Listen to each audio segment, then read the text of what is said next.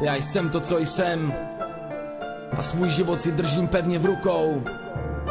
Dám ti radu, kámo, dej si pozor na svoje myšlenky, protože tvoje myšlenky přecházejí v slova.